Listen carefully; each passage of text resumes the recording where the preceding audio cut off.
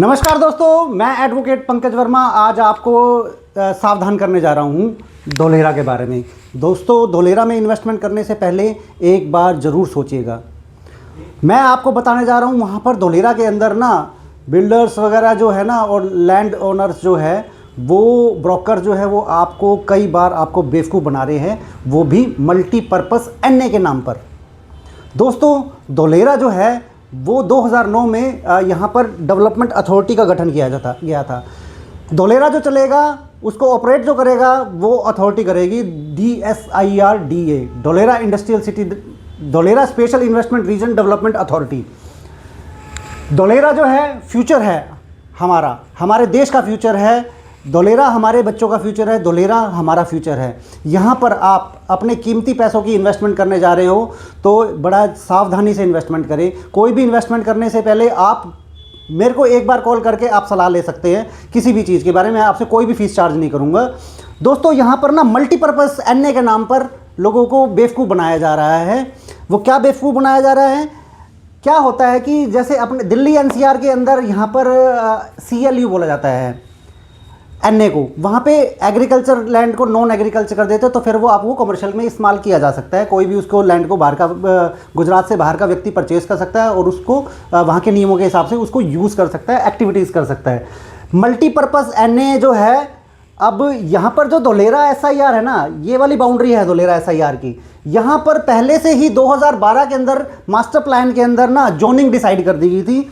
जो ये डार्क पैजेस है ये इंडस्ट्रियल एरिया थे, बनाई दिए गए। फिर नॉलेज एंड IT पार्क बनाए गए। फिर पब्लिक फैसिलिटीज़ जोन बनाया गया, solar park, residential zone, high access corridor, logistic park. यहाँ पर लॉजिस्टिक्स जो है ना वो अलग जगह रहेगी। City centre zone, structural infrastructure zone, agriculture zone, village buffer zone, tourism and sports zone, recreation sports and entertainment zone. इसके नाम पर सबसे ज़्यादा खास लोगों को बेवकूफ़ बनाया जा रहा है। क्या करते हैं कि जो ज़मीन की जो वहाँ की लेन देन है, एग्रीकल्चर लैंड को नॉन एग्रीकल्चर में जब कन्वर्ट करते हैं तो उसमें उसका जैसे रेजिडेंशियल तौर पे, इंडस्ट्रियल तौर पे या उसको मल्टीपर्पज़ एनए के तौर पे उसका एनए करवा लिया जाता है गवर्नमेंट को फीस जमा करा के। देखो, गवर्नमेंट को फीस चाहिए, आप जिस टाइप में आप जो करवाओगे नॉन एग्रीकल्चर उस टाइम में वो आप अपनी फीस जमा कर करवा सकते हो। मगर जब आपके प्रैक्टिकल एक्टिवेशन होएगा, एक्टिविटीज़ आप करने लगोगे तो उसके लिए धोलेरा SIR डेवलपमेंट अथॉरिटी के नियम लागू हो जाएंगे, इस मास्टर प्लान के नियम लागू हो जाएंगे। यानी कि आप इंडस्ट्रियल एरिया के अंदर रेजिडेंशियल एक्टिविटीज़ नहीं कर सकते। यहाँ पे रेजिडेंशियल इंडस्ट्रियल वाले जो है नियम लागू होएंगे। रेजिडेंस के अंदर आप इंडस्ट्री नहीं लगा सकते तो मल्टीपर्पज़ का क्या फ़ायदा हुआ? कमर्शियल एक्टिविटीज़ नहीं कर सकते। अब क्या है कि कई बिल्डर जो है ना, ये रिक्रिएशन स्पोर्ट्स जोन की ज़मीन है, ये सबसे सस्ती ज़मीन है। और यहाँ पे होटल एंड रिजॉर्ट की ज़मीन है, ये भी बहुत सस्ती ज़मीन है। तो यहाँ पर क्या करते हैं, जहाँ 2-2, 3-3 हज़ार रुपये गज की ज़मीन है उसको 5-5 हज़ार रुपये गज में बेच देते हैं, और वो भी मल्टीपर्पज़ एनए के नाम पे। जी, मल्टीपर्पज़ एनए, आप यहाँ पे जो मर्जी एक्टिविटीज़ करना। तो दोस्तों, यहाँ पर जो है सबसे पहली बात जो मैंने रिपोर्ट में पढ़ा उसमें 3 हेक्टेयर ज़मीन के अंदर कोई भी प्रोजेक्ट कर सकते हो आप, जो मैंने उसकी रिपोर्ट्स में पढ़ा है मास्टर प्लान के अंदर। और उसमें अभी दिया ही नहीं गया है कि उसका कितना टुकड़ा हो सकता है।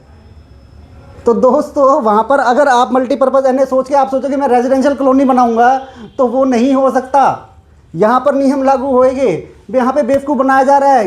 क्या होता है कि दिल्ली NCR के लोग अभी वहाँ पर नए हैं, उनको धोलेरा के बारे में नहीं पता कि वहाँ के नियम क्या है। वो जाते ही सस्ती लैंड के चक्कर में फटाफट इन्वेस्टमेंट कर देते हैं और बाद में जब थोड़े टाइम बाद समझ में आती है उनको, तब फिर वो अपने आप को ठगा हुआ महसूस करते हैं। तब तक बिल्डर वगैरह जो वहाँ के लोग हैं जो गलत ढंग से आपको सही जानकारी ना देकर आपसे इन्वेस्टमेंट करवा लेते हैं और अपना माल बेच देते हैं, और आप फिर फंस जाते हो कई सालों के लिए।